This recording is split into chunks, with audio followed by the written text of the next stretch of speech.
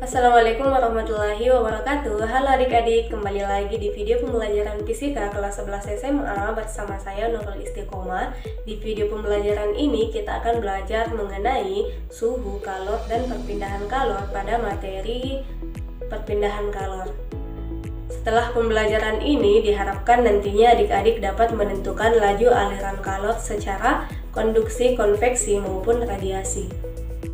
Adik-adik sekalian, perpindahan kalor sering kita jumpai dalam kehidupan sehari-hari. Misalnya, saat kita duduk di dekat api unggun, kita akan merasakan tubuh kita hangat karena adanya paparan dari api yang berada di dekat kita. Atau saat kita sedang memasak air yang awalnya dingin akan perlahan mendidih dan ditandai dengan naiknya suhu karena adanya perpindahan kalor dari api yang ada di kompor ke panci dan dari panci ke air. Atau saat kita berada di bawah sinar matahari, kita akan merasakan panas karena adanya hamparan dari panas matahari tersebut. Nah, hal tersebut terjadi karena adanya perpindahan kalor. Nah, perpindahan kalor ada 3, yaitu konduksi, konveksi, dan radiasi. Konduksi adalah perpindahan kalor yang terjadi pada benda padat, dan konveksi adalah perpindahan kalor yang terjadi pada benda cair atau gas, dan radiasi adalah perpindahan kalor yang terjadi ke lingkungan melalui ruang hampa. Nah, berbeda dengan konduksi dan konveksi, radiasi adalah perpindahan kalor yang tidak memerlukan zat perantara. Sementara konduksi dan konveksi adalah perpindahan kalor yang memerlukan zat perantara. Nah, untuk lebih jelasnya silahkan simak penjelasan masing-masing dari konduksi, konveksi, radiasi berikut ini. Oke, pertama untuk perpindahan kalor secara konduksi. Perpindahan kalor secara konduksi adalah perpindahan kalor yang memerlukan zat perantara dan terjadi pada benda padat. Nah, berdasarkan daya hantar benda padat ini dibedakan menjadi 2, yaitu konduktor dan isolator. Konduktor adalah penghantar panas yang baik, misalkan besi, aluminium, dan lain sebagainya. Kemudian untuk isolator adalah penghantar panas yang buruk, misalkan kaca, kayu, plastik. Oke, misalkan coba perhatikan antara kaca dan logam yang dipanaskan. Nah, kira-kira tangan manakah yang lebih cepat panas? Oke, kemampuan menghantarkan kalor untuk logam dijelaskan dengan adanya elektron bebas pada logam. Begitu juga dengan kaca. Namun, elektron yang ada pada logam itu elektron yang dengan mudah dapat pindah dari satu atom ke atom yang lain. Karena elektron bebas mudah pindah, sehingga tambahan energi panas ini dengan cepat dapat dibawa ke zat dan dapat diberikan ke elektron lain yang letaknya jauh melalui tumbukan, sehingga antara kaca dan logam, maka logam akan lebih cepat panas. Kemudian kecepatan mengalirnya panas secara konduksi bergantung pada selisih suhu, luas penampang tebal benda atau tebal zat, kemudian lama kalor mengalir, dan jenis bendanya. Sehingga berdasarkan hal-hal tersebut dapat dituliskan bahwa secara matematis banyaknya kalor yang mengalir dapat dirumuskan sebagai berikut, di mana H adalah perambatan kalor, K adalah koefisien konduksi termal, delta T adalah perubahan suhu, dan A adalah luas penampang, dan L adalah panjang atau tebal zat tersebut. Selanjutnya, perpindahan kalor secara konveksi, yaitu perpindahan yang memerlukan zat perantara yang terjadi pada zat cair dan gas, atau konveksi terjadi pada zat yang dapat mengalir. Berikut ini ilustrasi bagaimana konveksi terjadi. Contohnya pada pemanasan air dan gas dalam ruangan. Partikel air paling bawah akan panas terlebih dahulu. Kemudian saat panas, partikel air akan bergerak vertikal ke atas, dan partikel yang dingin akan bergerak mendekati sumber kalor untuk mengisi kekosongan. Saat partikel panas, partikel akan bergerak menjauhi sumber kalor, bergerak ke atas, dan kekosongan akan diisi oleh partikel lain. Pola ini terus-menerus terjadi sehingga terbentuklah aliran secara konveksi. Begitu pula dengan gas yang dipanaskan di dalam ruangan. Secara matematis, banyak kalor yang dirambatkan persatuan luas secara konveksi dituliskan sebagai berikut ini, di mana H adalah laju perpindahan kalor, W adalah kalor, T adalah waktu, H adalah koefisien konveksi termal, dan A besar adalah luas penampang, kemudian delta T adalah perubahan suhu. Selanjutnya adalah perpindahan kalor secara radiasi, yaitu perpindahan kalor tanpa adanya perantara dan merambat melalui ruang hampa. Contohnya adalah matahari ke bumi, di mana matahari memiliki suhu yang lebih tinggi, sedangkan bumi memiliki suhu yang lebih rendah. Adanya perbedaan suhu antara matahari dan bumi menyebabkan kalor berpindah dari matahari menuju bumi, yaitu dari suhu yang lebih tinggi ke suhu yang lebih rendah. Perpindahan kalor secara radiasi adalah perpindahan kalor dalam bentuk gelombang elektromagnetik. Gelombang elektromagnetik ini pun berbeda-beda berdasarkan panjang gelombangnya. Dan sementara panjang gelombang yang akan kita bahas sebagai radiasi dalam materi ini adalah panjang gelombang antara inframerah dan cahaya tampak, atau disebut juga sebagai radiasi termal, yaitu proses di mana energi dipancarkan oleh permukaan yang dipanaskan ke segala arah dan bergerak langsung ke titik penyerapannya dengan kecepatan cahaya.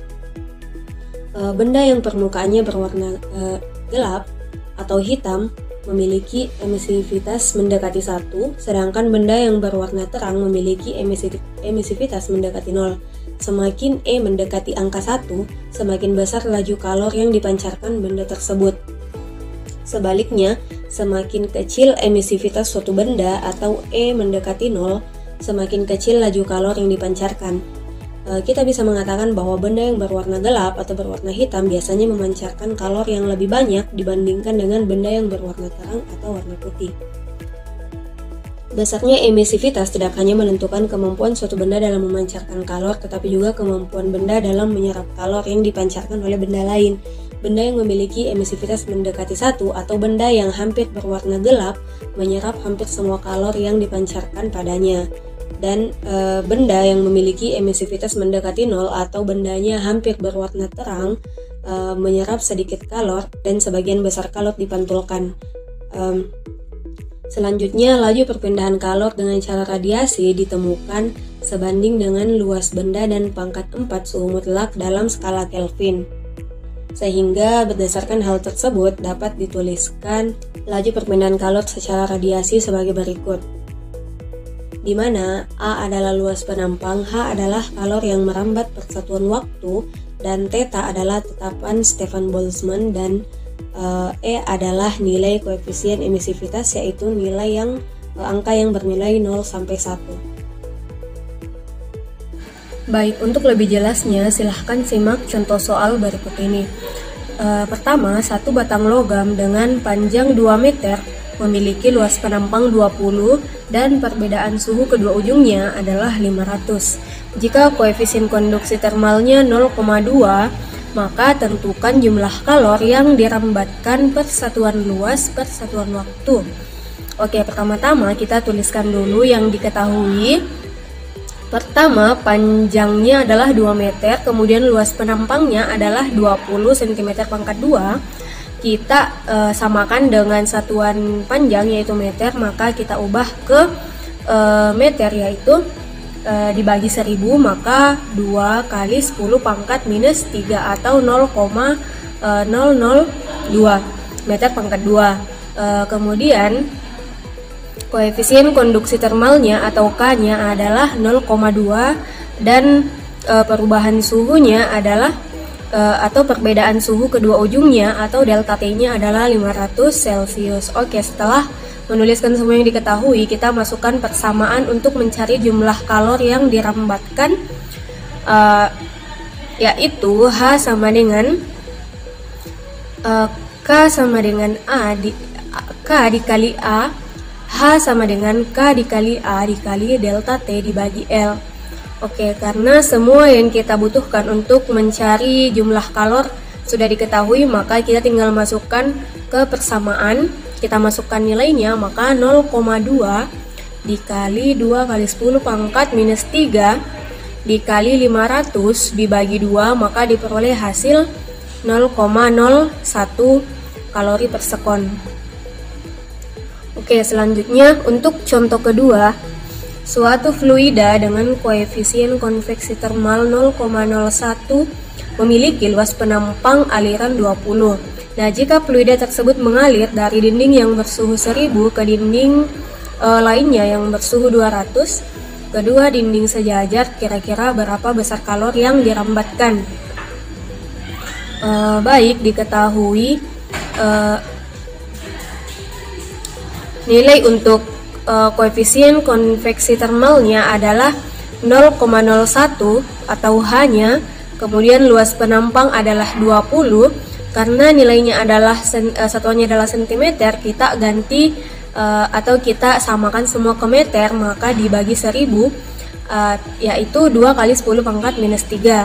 Kemudian perubahan suhunya adalah dari 200 ke 1000, maka suhu akhir dikurang suhu awal yaitu 1000 dikurang 200 diperoleh perubahan suhunya adalah 800 derajat Celcius. Nah, selanjutnya kita masukkan persamaan untuk mencari besar kalori yang dirambatkan, yaitu H sama dengan H kecil dikali A dikali delta T. Oke, karena semua nilai yang ingin kita gunakan untuk mencari besar kalori yang dirambatkan sudah diketahui, maka tinggal masukkan nilainya ke persamaan. Maka 0,01 dikali 2 kali 10 pangkat minus 3. Untuk mempermudah hitungan, adik-adik bisa juga mengubah 0,01 menjadi 1 kali 10 pangkat minus 2 dikali 2 kali 10 pangkat minus 3 dikali 800, maka diperoleh hasil akhir besar kalori yang dirambatkan adalah 16 kali 10 pangkat minus 4 kalori per sekon. Oke, untuk contoh ketiga, sebuah lampu pijar menggunakan kawat wolfram dengan luas 10 pangkat minus 6 meter pangkat 2 dan emisivitasnya adalah 0,5. Bila bola lampu tersebut berpijar pada suhu 1000 K atau 1000 Kelvin selama 5 sekon, di mana diketahui delta atau konstanta Boltzmann adalah 5 kali 10 pangkat 5,67 kali 10 pangkat minus 8, maka hitunglah jumlah energi radiasi yang dipancarkan. Oke, energi radiasi yang dipancarkan artinya energi kalor atau panas yang dipancarkan yang ditanyakan. Maka untuk pertama-tama kita tuliskan yang diketahui, yaitu suhunya adalah 100 Kelvin, luas penampangnya adalah 10 pangkat minus 6, dan durasi waktunya adalah 5 sekon, dan emisivitasnya adalah 0,3, dan konstanta Boltzmann adalah 5,67 kali 10 pangkat minus 8. Oke, yang ditanyakan adalah Q kalornya atau energi kalor atau energi radiasi. Maka kita masukkan persamaan di mana Q dibagi T atau delta Q dibagi delta T sama dengan E dikali delta dikali A dikali T pangkat 4. Karena kita ingin mengetahui Q-nya atau delta Q-nya, maka delta T kita pindahkan ke ruas sebelah. Maka diperoleh persamaan E sama dengan delta dikali A dikali T pangkat 4 dikali delta T. Maka kita masukkan nilai yang telah diketahui semua, yaitu delta Q sama dengan 0,5 dikali 5,67 kali 10 pangkat minus 8 dikali 10 pangkat minus 6 dikali 1000 dikali 5. Maka diperoleh bahwa energi radiasi yang dipancarkan atau kalornya adalah 14,175 dikali 10 pangkat minus 2 Joule. Nah, itulah tadi video pembelajaran fisika mengenai materi suhu, kalor, dan perpindahan kalor. Nah, untuk mengetahui sejauh mana pemahaman adik-adik tentang materi yang telah diberikan, nah adik-adik bisa mencoba mengerjakan soal-soal latihan dengan mengklik deskripsi video di bawah ini. Sekian, wassalamualaikum warahmatullahi wabarakatuh.